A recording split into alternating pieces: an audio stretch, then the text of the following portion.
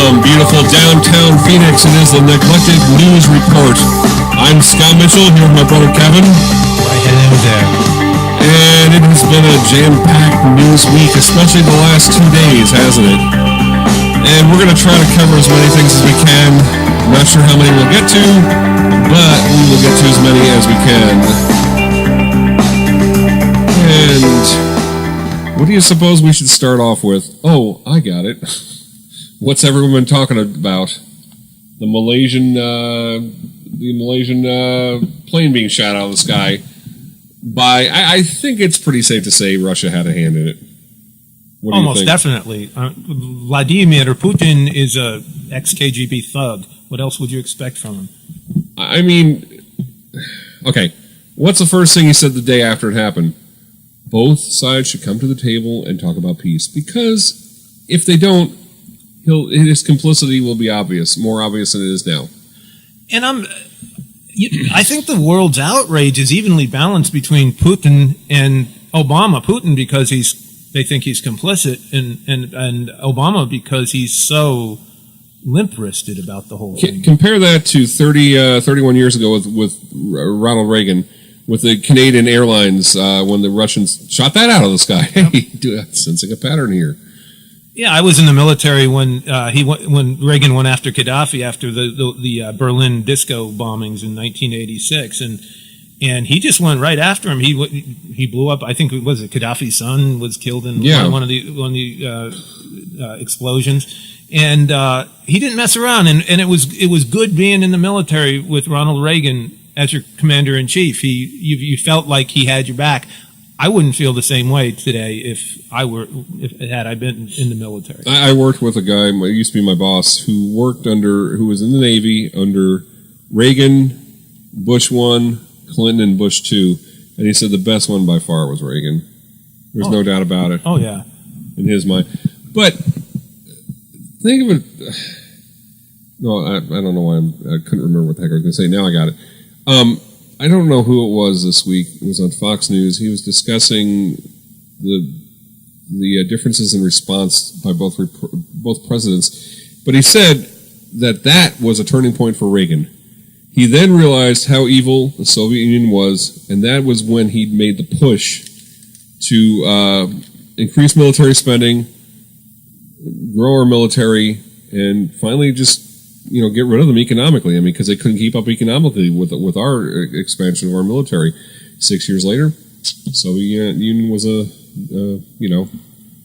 What I find interesting is I'm not shocked by Obama's, like I said, limp-wristed reaction to the whole thing. But my question is it purposeful, or is that just him? I think it's purposeful. I think he wants the United States to look weak in front on the world stage. I think he wants to diminish our influence. I think it is purposeful, and it's having the desired effect. By the way, there's nothing but outrage that's come from around the world. That 45-second speech he made about it being a tragedy rather than a crime. What was that book by Dinesh D'Souza, the one we saw the movie at, about the documentary, not the new one, 2012 was it? 2016. No, it was when we saw over at Mike and Brianna's. It wasn't 2016. Oh boy, that's been a couple years, I forgot. Anyway, but in that book, Dinesh D'Souza puts forth a theory about what he believes motivates Obama. He never knew his father growing up. He only met him once or twice, but for some reason he became attached to him. And when in history, you don't buy it? I don't like his explanation. It's basically anti-colonialism. He does. Yeah. He basically everything Obama does today is reactionary against colonialism. I personally think he's a communist. Well, hold on, but he made the point also in the book that there's like two brands of Marxism in Africa. Number one, the Marxist, of anti-colonialism in Africa. The Marxist brand and the other brand, which is African anti-colonialism, which is basically, we want you out of here, but we will trade with you. Okay? He decided to go with the Marxist strain, which is what his father followed. So yeah, he is a Marxist. Who's his father again? Oh yeah, Frank Marshall Davis. Frank Marshall Davis. Yeah, well, yeah, he card-carrying commie there. and it's not his real father, but it was his father figure growing up that his grandparents. He was mentored by the man. Yes, he was. But in addition to that, his real birth father was a Marxist also. He went and researched it and found out more about him. And I kind of think there's a little bit of both in it, but he was definitely following the Marxist strain of anti-colonialism, African anti-colonialism. I really believe it. I think it's a good explanation, really. I guess. I think it's a little simplistic. I think there's too much we don't know about the man. The man's an enigma. It's worse than an enigma because it's like the Manchurian Candidate. We don't know. We don't know what shaped this man. He supposedly went to Columbia, although no one can remember him. They say he was a constitutional scholar, but it's coming out now that he was just a lecturer. What we do know is Michelle's a tranny. No. Have you ever noticed you don't see Michelle Obama and RuPaul in the same room together? No way. Never. You never do. But I just, this whole thing with the airliner crash, there's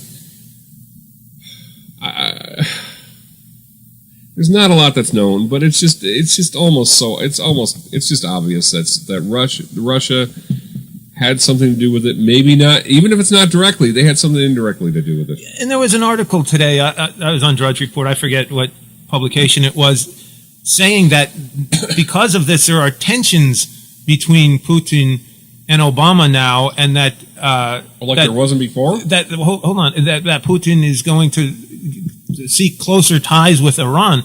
I'm thinking, well, what do you mean tensions? Obama had no reaction whatsoever to the bombing. You know, I mean. Okay, I think it's just a smoke. I think it's just an excuse for him to justify the tensions that have always been there and the alliance he already has with Iran that Putin has. I think it's just a cover. It's to give him license now, so he can come out in the open and say it.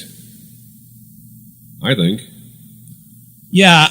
Again, it's just I believe this is the most anti-American president we've ever had by far.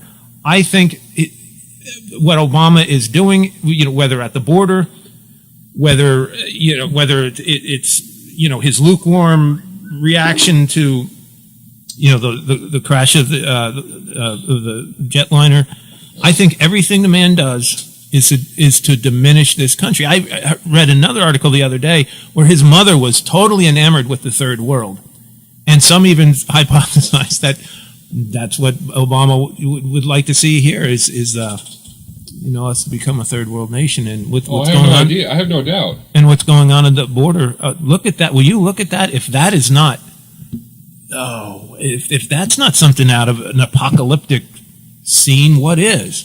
I mean, their diseases are already starting to spread. They found 3 cases of plague in Colorado already. The people survived. They were able to destroy it or kill it with antibiotics. But who's to say how long they're going to be able to keep that up? We're going to run out of antibiotics if it keeps up.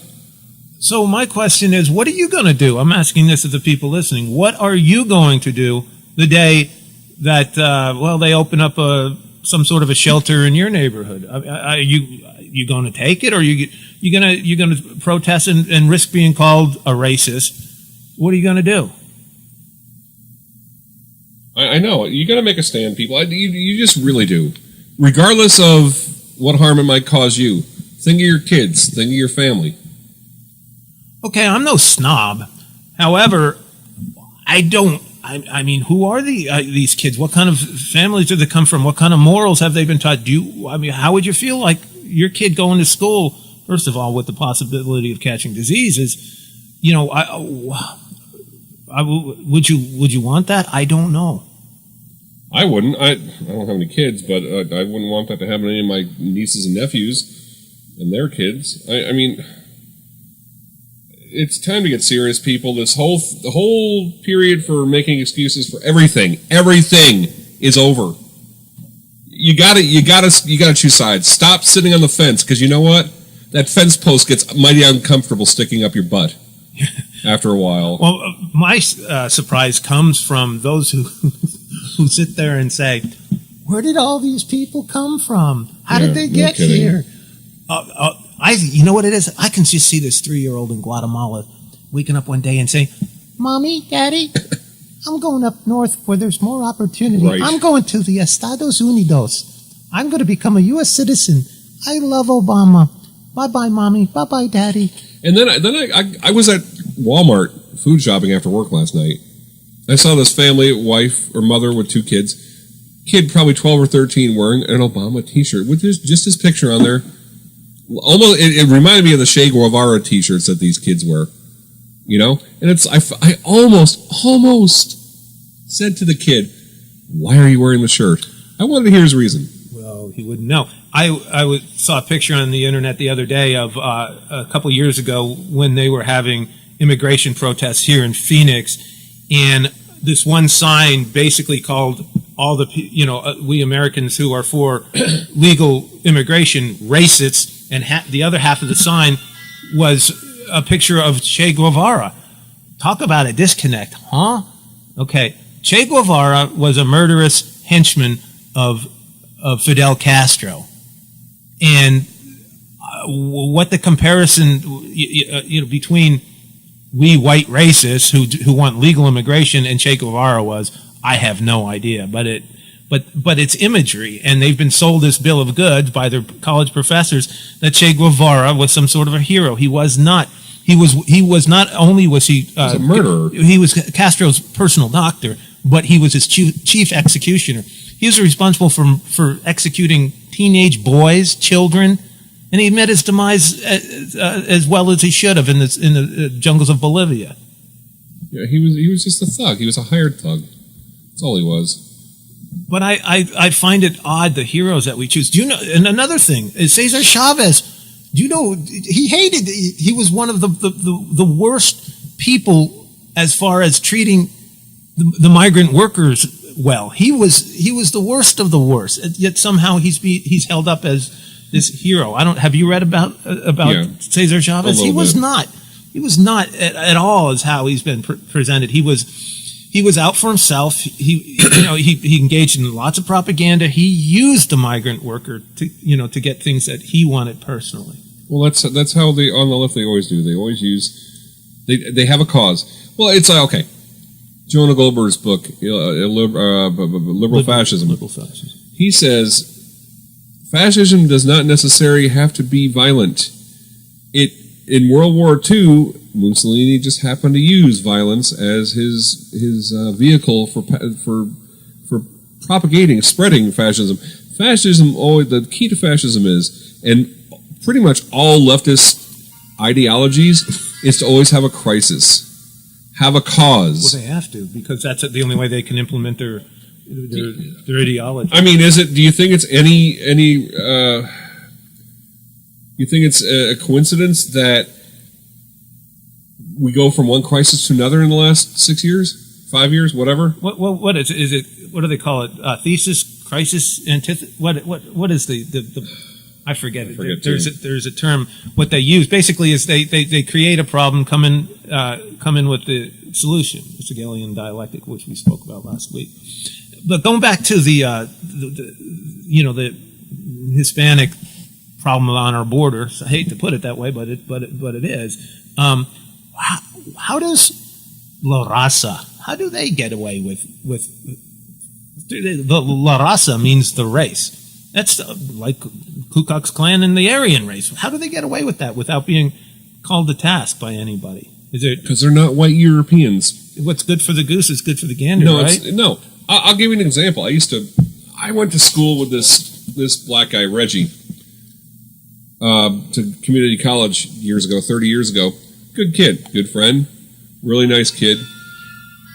Yeah, about 10 years later or so, he and I ended up working together at Pizza Hut as a part-time job.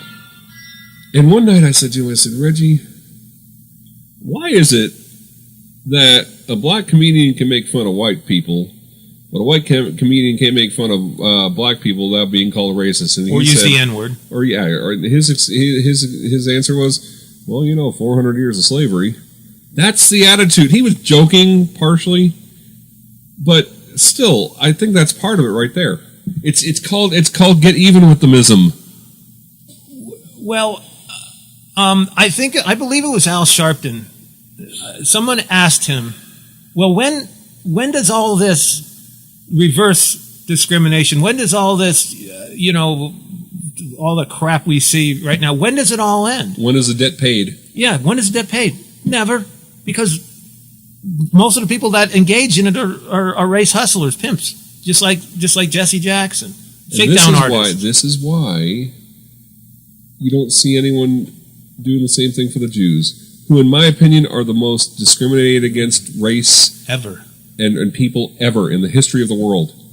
There is no doubt about that. Why do you think Al Sharpton and Jesse Jackson, who called New York Jaimetown, why do you think they're so anti-Semitic? Because they're competition.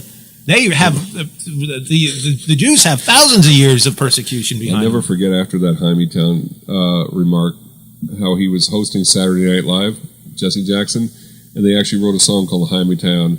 He said, "Don't let me down, Jaimetown."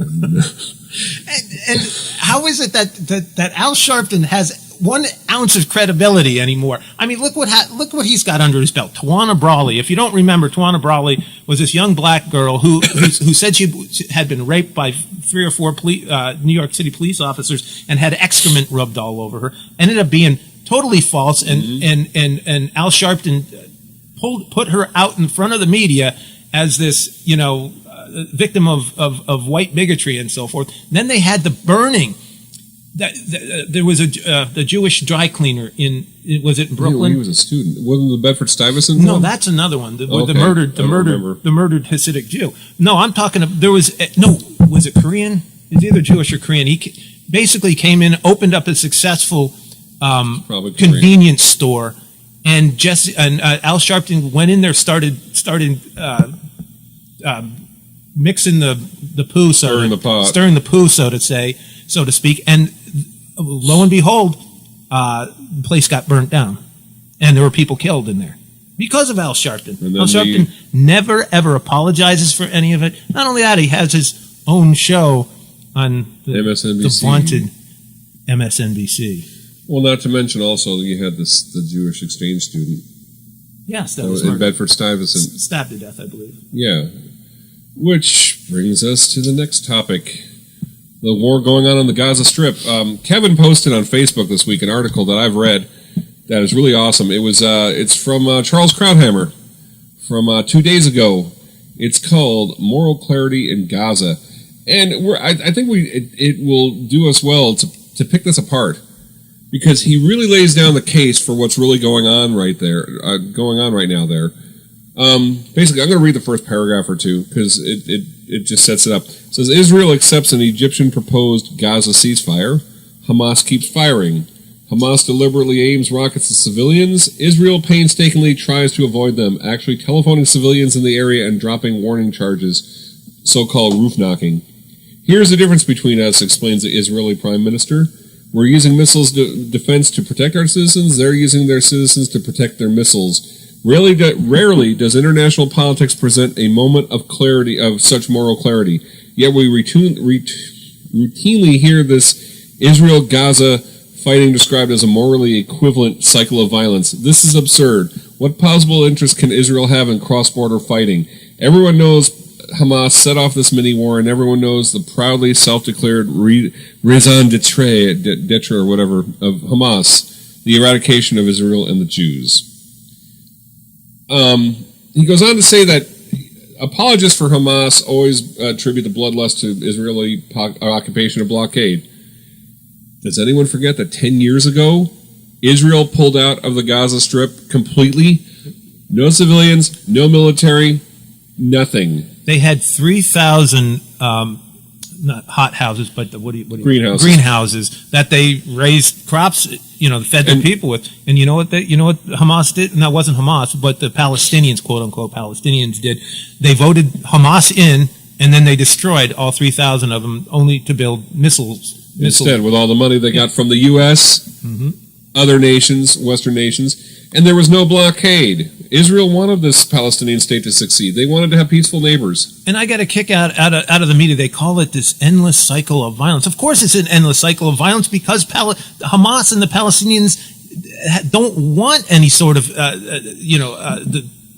state resolution. Mm-hmm. They want the destruction of Israel. They want to push Israel into the sea, period. They've said it many times before. And Israel wanted to establish a two-state model, living peacefully side by side, but Hamas didn't want to have anything to do with it. Well, let's look back in time, because you hear all this Israel's occupation of this land. It's not occupation. 1948, the day that Israel became a state, they were attacked on all sides by the Arabs, call them Muslims, whatever, by Arabs. They fought them back. 1967, again, was it the 7-Day War, or was that 73? The 7-Day War. That was 67, I believe. 67. They were attacked on all three sides. Again, they fought back the attackers. It was I believe it was Egypt, Syria. Who am I missing here? Lebanon. Yeah, I believe. Well, anyway, they fought them back, and that's when they got the Gaza Strip. The Golan Heights, all that. And then again, in 1973, they were attacked yet again. This time, it was a serious attack, and they of course, it's never been officially been announced, but Israel does have nukes, and they called, I believe, who was it? Golda Meir? Who was prime 1973? I believe she was. Called Richard Nixon, who was president at the time, and said, "Hey, look. You got to send us some military hardware. We need some tanks. We need some jet fighters, or else we're going to push the button." And Nixon did, and got some F-15, some nice tanks, and they've basically been able to defend themselves ever since. But this occupation, it's not occupation. What do you call land that you quote unquote capture during wartime? You to the victors go the spoils. That's not occupied land. As a matter of fact, when they pulled out of Gaza, the Israelis also evacuated 4 settlements on the West Bank. In addition, because they wanted it to work. They actually wanted a peaceful two-state solution to work. But Hamas would have nothing of that. But it's amazing to watch the scenes unfold, how we can all be watching the same thing, but it's explained in 2 very, very separate ways. The CNN, what was her name? The anchor babe the other day? Crystal Waters? Yeah, calling the Israelis, was it morons, or what was the word she was? Or thugs, or something like that. For protect. Do you know when those 3 teenage boys were murdered a couple weeks ago? Cold-bloodedly murdered by Hamas.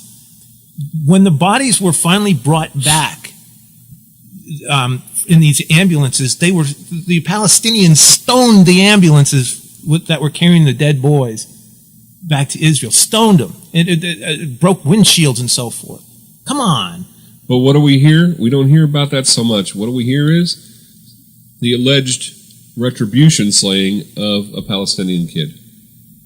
And I was reading today where the French are just in a tizzy about Israel. They just hate Israel. I was talking to Scott before we went on the air, and I said, I've always used France as a barometer. If the French are for it, I'm against it. If they're against it, I'm for it. So if they're really, excuse my language, pissed off at Israel, well, Israel must be doing something right then. And here's the other thing too. In addition to building up their military with the funds that they received after Israel pulled out of the Gaza Strip, Hamas has built all these tunnels to hide their weapons in, and in periods of extreme violence, hide their military generals in. And it's no surprise that the reason why they shoot the missiles from around high-density population areas is because they do want casualties. And if they can't get real casualties, they resort to street theater. They've been known to make up fake casualties, fake deaths on the street. They did just like a movie set. And our media buys it lock, stock, and barrel. And not only that, the UN reported 2 days ago they found 20 rockets in a school in Gaza. For the UN to come out and say that, Beautiful. they're no lovers of Israel, that's for sure. Oh, how sweet it will be when they get their own state. It's going to be really sweet, isn't it? Listen to this. This is the perception. Speaking of the UN, I found this really interesting. It's a list that of the United Nations resolutions that concern both Israel and Palestine and bordering states such as Lebanon. As of 2013, Israel had been condemned in 45 resolutions by United Nations Human Rights Council since its creation in 2006. So between 2006 and 2013, Israel was condemned in 45 resolutions. Now get this. The Council had resolved almost more resolutions condemning Israel than on the rest of the world combined. Now really? No wonder the world is confused about Israel. Because they're told a pack of lies on a daily basis. To quote my old high school band director, the UN is about as worthless as teats on a boar hog. Of course, he was from the South, so it was in a Southern accent. But, it all falls together. Why are they firing missiles that aren't going to hit their targets? Why are the Palestinians firing missiles, or Hamas firing missiles that aren't going to hit their targets, that are shot down by Israel's Iron Dome system? It's because they want to draw fire to the civilian locations to have casualties. And I'm sorry, but I've heard this said many times over the years that if America abandons Israel, Israel will be on her own. I believe she's on her own right now because this president has done nothing. He has snubbed Netanyahu. He's gone to the Middle East and never gone and seen Netanyahu one time. I read one time that he made Netanyahu sit on hold for like 2 hours. It's interesting. And Cronhammer, here's another thing he brings up. He says, to deliberately wage war so that your own people can be telegenically killed is indeed moral and tactical insanity, but it rests on a very rational premise. Given the Orwellian state of the world's treatment of Israel, fueled by a mix of classic anti-Semitism, near-total historical ignorance, and reflexive sympathy for the ostensible third-world underdog, these eruptions featuring Palestinian casualties ultimately undermine support for Israel's legitimacy and right to self-defense. In a world of such Kafkaesque ethical inversions, the depravity of Hamas begins to make sense. This is a world in which the Munich massacre is a movie and the murder of Klinghoffer is an opera, both deeply sympathetic to the killers. And the massacre they're talking about is the 1972 Munich massacre at the Olympic Games in Munich, Germany. Klinghoffer that was the Achille Lauro. The Achille Lauro hijacking, and it was 1980 something. And the man was a retiree in a wheelchair who they killed and threw overboard after their cruise ship was abducted and commandeered by who? Which group was it? Ooh. Was it Hamas? No, Hamas wasn't around then, was it? Hezbollah. I don't know. I don't know. It was by some Arab group. No, yeah. Well, let's suffice it to say that they hated Israel. And all this going on, and we're forgetting that Iran sits there quietly making their. And I was going to bring that up too. These guys at Hamas can't make these weapons on their own. They're just, to be blunt, technically they're not smart enough. They might have the money, but they're not smart enough. They have help, just as Syria has help, just as everyone has help. We can't. We don't even have the luxury of concentrating on one crisis at a time anymore. They're coming so fast and so furious. No pun intended. That last week we were talking about the border. Look what's happened since then. We've got the downing of the Malaysian jet, and we've got Israel, putting boots on the ground in Gaza Strip. It's almost like we're being overwhelmed, and we can't deal with any of them effectively because they're just so fast and furious. Just a few years ago, Glenn Beck was bringing. Of course, there were other issues facing us at the time, but he said it's the perfect storm. It is a perfect storm. You have so much going on. How can you address it all? Well, the old Freemasons, not logo, but one of their sayings is order out of chaos. KT from is it KT McFarland or KD? I always Katie McFarland. Katie McFarland. She was the assistant secretary of state, the deputy secretary of state, was it? Yes. Under Richard Nixon. She's a security advisor. Ronald Reagan. Ronald Reagan. Yeah, it was Ronald Reagan. I'm sorry. Who did I say? Nixon. Ronald Reagan. She's not that old. But she's a Fox News contributor, and she was saying this week what we should do, and I agree totally, is we should, especially since the plane crash, or plane shooting down the plane, we should develop all of our energy reserves. We should, we should seal the border with the National Guard. What else did she say? All very easy things to do. And we should also go to the European nations who depend on Russian oil and say, look, we got the oil, we'll give it to you, or we'll sell it to you at a better price, too. Because all that, right now, all that Russia has, the only carrot they have to dangle in front of other countries is oil. Energy. And we got more than they do, but we just won't tap it. And if you believe that has anything to do with environmentalism, well, it has nothing to do. It has a lot to do. Well, first of all, we made agreements with the Saudis years ago about buying their oil. That has a lot to do with it in the early 1970s.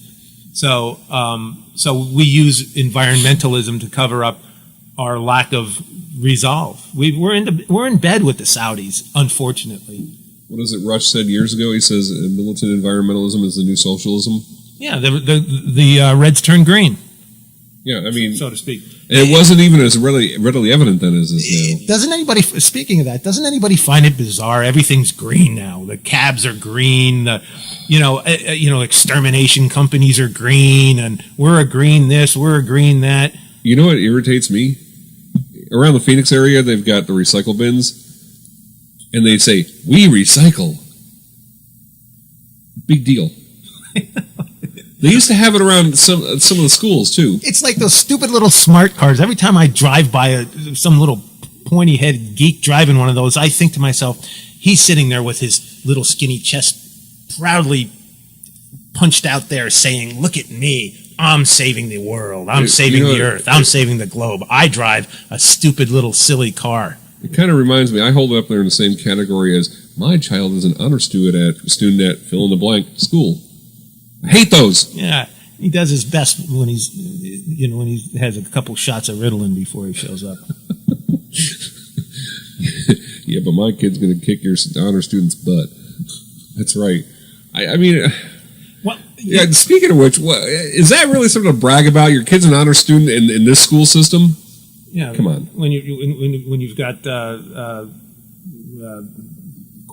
Core. Common Core. Yeah. Oh, my little daughter is going to college right now. She's not little. She just turned 23 the other day. His youngest. And she's learning. She's going to become a teacher, and she's learning Common Core math. And she was talking to my mom. My mother just related this to me this morning. She said, "Grandma," she said, this makes no sense at all. This is what they're teaching. They're teaching our kids inane at best, evil at worst, methods of nonsense. Oh, going back to the plane crash, it's kind of ironic that the one person in the administration that has the most cojones about this is Samantha Power, the UN ambassador, and still wouldn't trust her. But. No, but she's a die-on-the-wool lib, and she's the one that says she's not even ruling out a military force, but Obama's taking it off the table already. Well, I don't know about military force. I think this whole country is war weary. I mean, do we really want to go to war with Russia? Really? Yep. Nope.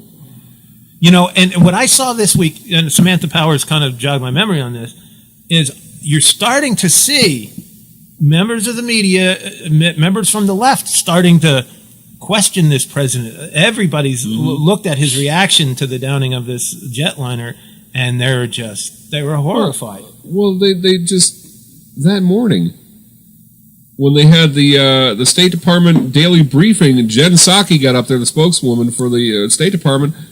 She didn't mention the downing of the Malaysian Airlines plane until about the fourth or fifth item on the list. She opened up with elections in Afghanistan.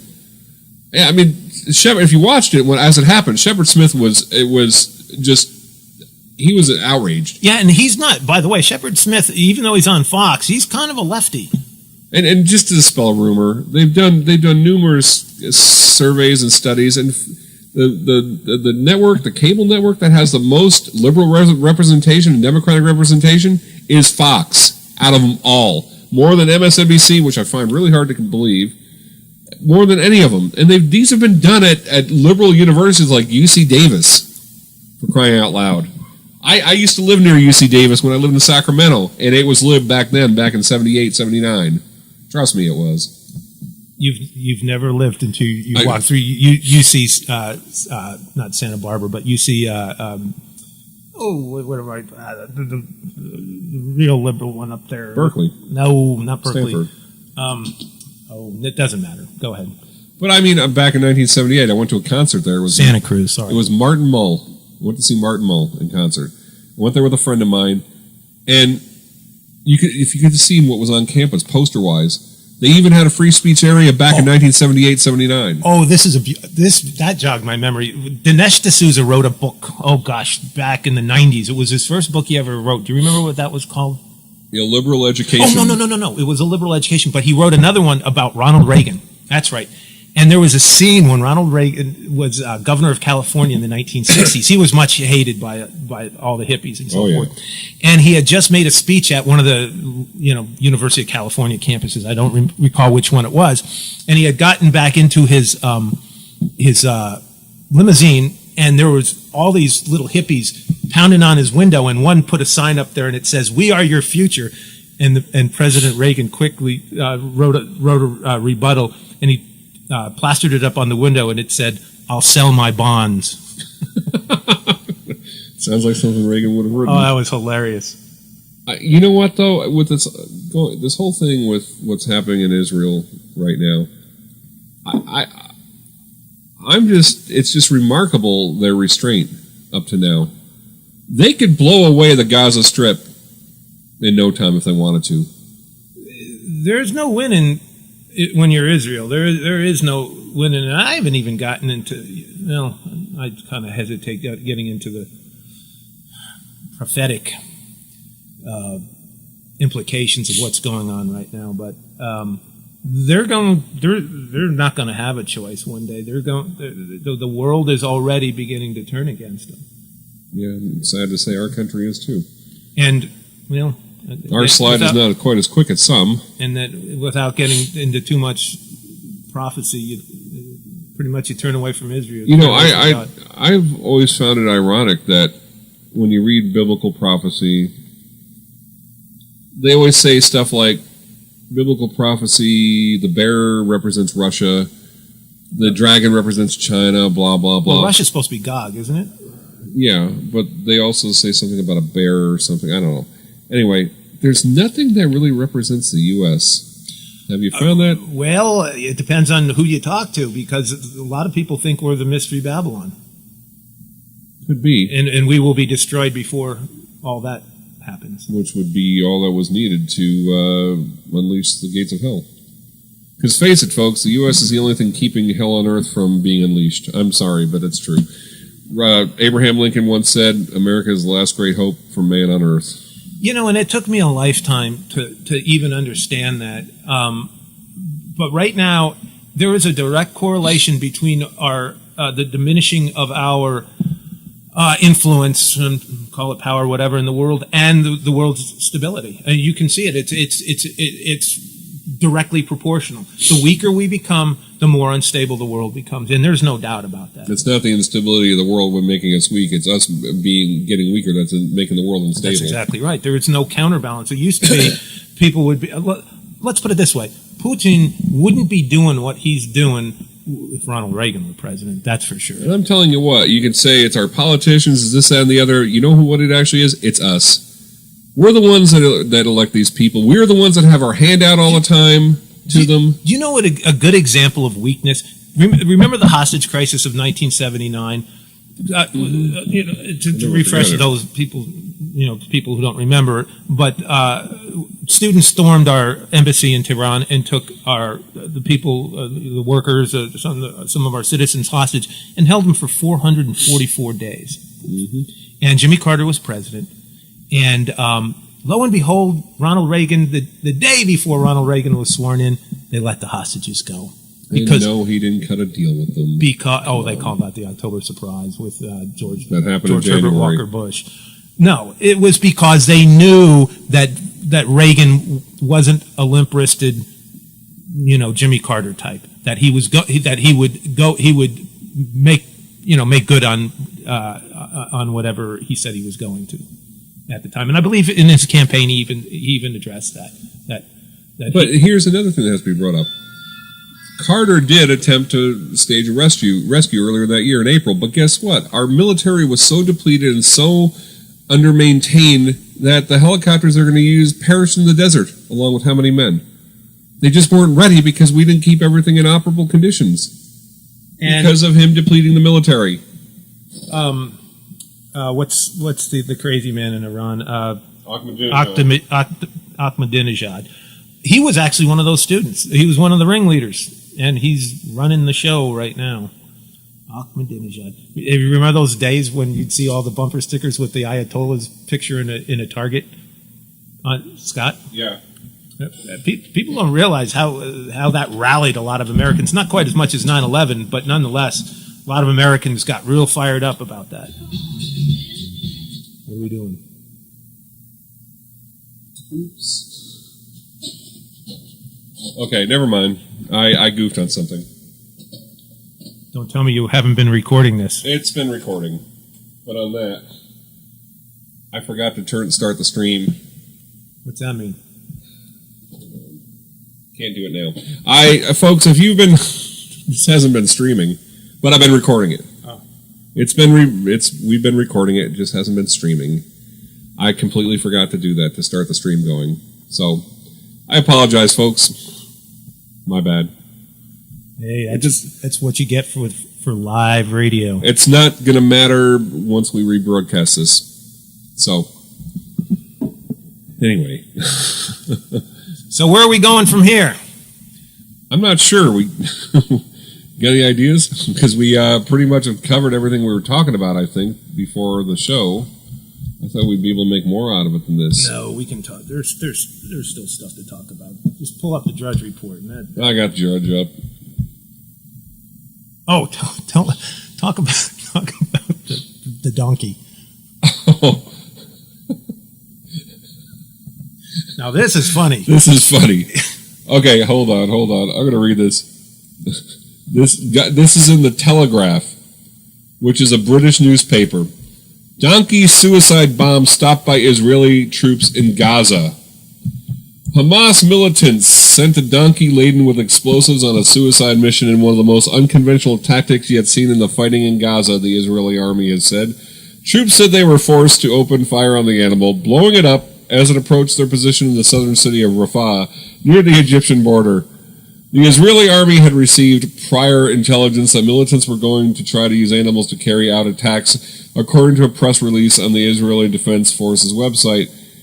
Israeli military officials say Friday night's incident was a variant of what they say is Hamas's tactic of using human shields to carry out terrorist activity. They used the donkey as a human shield or an animal shield, if you like, said Major Ari Shalakar, an army spokesman. Now, every time I hear that story, I can hear Shrek in my brain going, donkey! Donkey! I'm sorry, guys, we got the phone ringing. This is live radio. What are we going to do about it? What are you going to do? But, come on, really, a donkey? A donkey? It's like... what are they going to have next? Grenade-flinging monkeys? I mean, they fling their own poo, so they should be good at flinging grenades by now. What else? I mean, come on. This is that story was a little bit funny. This is really disgusting right here. goes back to the Malaysian Airlines plane crash. Dutch banks said Saturday they were taking preventative measures after reports of credit cards being looted from the Ukrainian crash site of Malaysia Airlines Flight MH17. Can you think of anything more low than stealing the credit cards of crash victims? I mean, if there's a place in hell for you, it's going to be in Dante's. What was the lowest level of hell? Seventh level, something like that. Level or you know what this is going to provoke now? You're going to have people that are going to start saying, "Well, it's not so bad. We loot Egyptian tombs. They've been dead for thousands of years. You idiot! You Nimrod!" Oh, it takes a lefty to come up with that moral equivalency. God, I'm so done with that kind of stuff. I'm at the point where I don't care anymore. It's probably because I'm getting to be old. Well, do you know what I do? There's so many lies that were fed. How I've found an easy way to cope with things is I listen to an Obama speech and I flip it 180 degrees. And that's when you come to the truth. You take what that man says, take one of his speeches, and you get close to the truth then. Yep.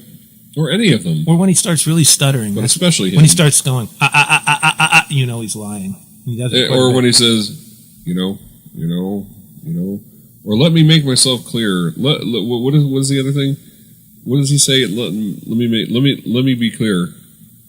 He's setting up for a big lie. The big whopper's coming. It's a big whopper. And I'll get this now. Michelle O is eyeing talking shopping carts. She's going. It would congratulate you on a wise, healthy shopping choice. Shopping carts that talk to you. Now that is soft, happy, smiley face fascism right there. That's Big Brother looking at you. It reminds me of sci-fi movies. I can imagine I'm going to the shopping center. I'm at Walmart shopping, and I get something that's low in fat, high in fiber. Thank you, citizen, for making a very healthy choice. It almost reminds me of the HAL 5000 from 2001: A Space Odyssey. It does in a way. Do we really need appliances and shopping carts and houses that talk to us? No, we don't. But you're being nudged. And who wrote the book? Cass Sunstein, who is the husband of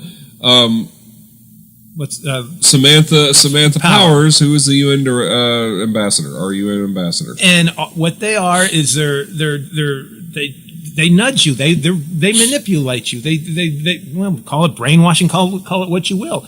They're the people that start the anti-smoking campaigns. Right. Scott and I were talking earlier before we went on the air here. Sigmund Freud had a nephew named Bernays.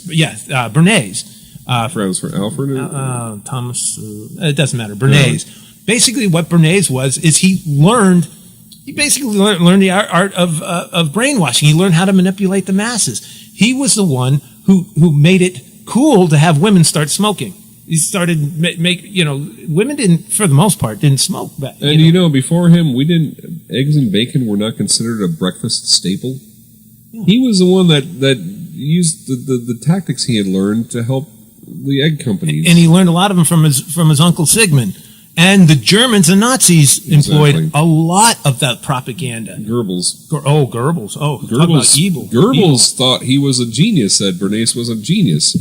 He appropriated a lot of his methods. I've always thought to myself, a lot of communists, a lot of lefties employ the attitude that the ends justify the means.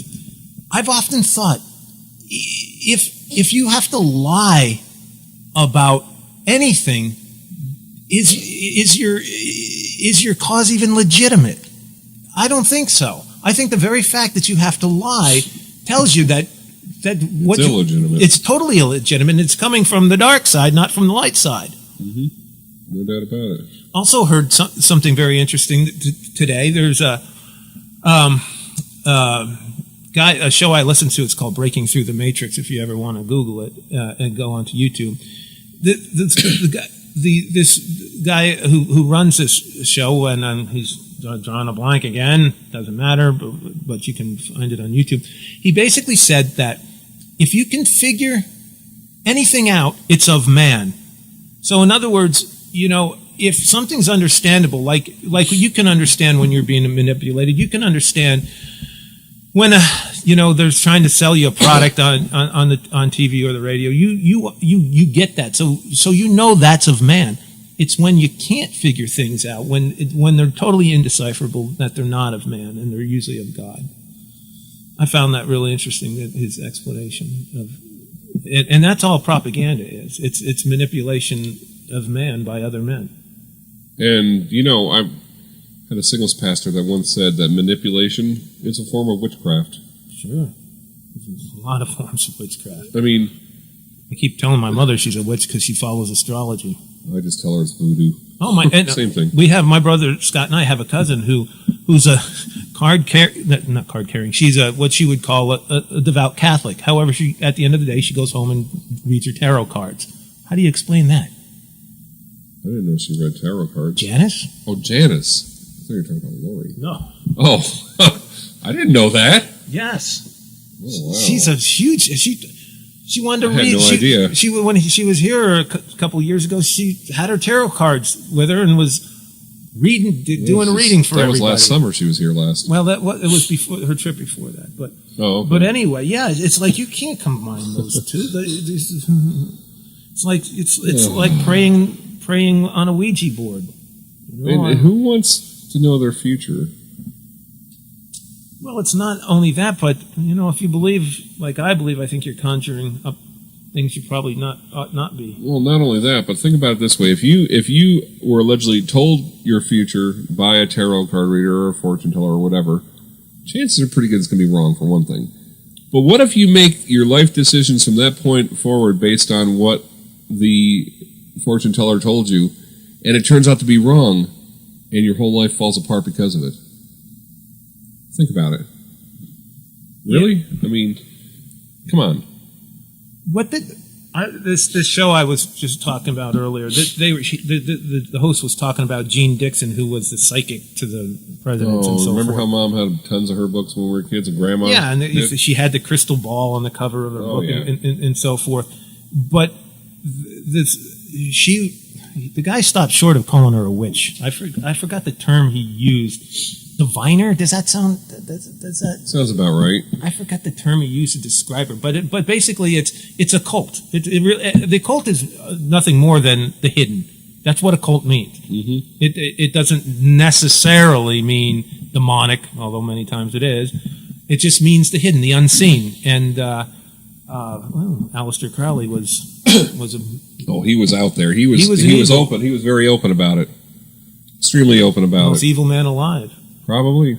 Next to Anton LaVey. Well, he was one of his disciples. I'm thinking about Obama's buddy,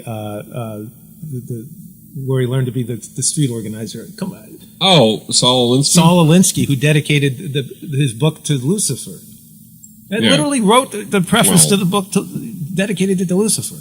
Hillary thinks that his book "Rules for Radicals" is the greatest thing since sliced bread. Basically, what Rules for Radicals says is just like Islam preaches this too. There's nothing wrong with lying to the infidel. In fact, it's a prerequisite. You must lie to the infidel to get your way. That's what Saul Alinsky thought of those what capitalists or Americans or whatever. Lie to them. You had no use for them. If we're gonna have this utopia on earth, which is really hell on earth. We need to lie to the... You're not going to have a utopia on Earth, because you know why? Because it's man-created. It's not going to happen. Man is... How many times have you tried to make yourself happy and make your life perfect and you fall flat on your face? Many times. You don't try to make your life perfect. You just try to deal with when you're in the valleys. Enjoy the time where you're up on the hilltop, mountaintop, but learn how to deal when you're in the valleys. I forget who once said it, that life is how you live. Happiness is determined by how you live your life in between crises. Because life is a series of crises. I think true happiness is it's short and fleeting. You have it in little doses. Like, as an example, eating a nice piece of chocolate. You know? That's short and fleeting. Hearing a song that just absolutely touches you, reaches deep down in your heart and pulls it out and just, you know what I mean? I saw something really neat the other day. It said, living in the past promotes depression. Living in the future promotes anxiety. But living in the present leads to happiness. It was on Facebook somewhere. I saw the same I posted thing. it. Yeah. Oh, you reposted it. Yeah, that's where I saw it. I forgot where I'd seen it, but I thought, and it was probably some new age thing that I probably shouldn't. But it makes sense. I mean, I did. You know, because I used to listen to Coast to Coast AM at night. I don't anymore. That's it's so littered with new age crap that I run away from it. Even the worst of philosophies have one or two things that make sense. How do you think they get people to listen to them? I believe that was Lao Tzu actually who said that. The guy, the Art of War. Right, the Art of War. Yeah. Yeah, I believe that was who I was quoting. Yep, and his book, even thousands of years later, is still read by military generals and stuff. Yep, because it makes sense. War is war is war. Unfortunately, nothing. It's what is it? Ecclesiastes 1:9. There's nothing new under the sun. No, there isn't. Man, that they use the same. Excuse me. Generals use the same battle tactics. The same psychological warfare has been used for thousands and thousands of years because you know why? Humans are still the same. Okay, let's clarify something. The difference between strategies and tactics. Strategy is your overall game plan, basically. Tactics are the means by which you bring about that game plan. Okay? That's why they always say strategic nukes, tactical nukes. Strategic nukes are basically the be-all and end-all of everything. The tactical ones are the ones that kind of nudge things into the way you want them to go. You know? That's pretty much the way it is. I don't have anything else. I guess we can just end it right here. Well, yeah, but things are coming fast and furious. I hate to use that term, Mr. Holder. I'm sorry. I apologize for using fast and furious. But by this time next week, who knows? Who knows what will, everything's just, every day. First thing I do in the morning when I wake up is I go on to Drudge to see if the world is still up and running when I wake up in the morning. I always have the news on first thing in the morning. Well, pretty much the first thing in the morning. All right, guys. Well, we are going to be rebroadcasting this show, I'm hoping every Monday, Wednesday, Friday, 7 o'clock Pacific, 10 o'clock, maybe 6 o'clock Pacific, and 9 o'clock Eastern to make it early enough for the East Coast people. I think this week, once I get the files prepped, we will do last week's show and this week since I haven't done it yet. So it'll be Monday, Wednesday, and Friday, 6 p.m. Pacific, 9 o'clock Eastern. Well, we'll see you guys next week if we have it streaming at 11 o'clock on Saturday. See you guys later. God Bye-bye. bless. Yep.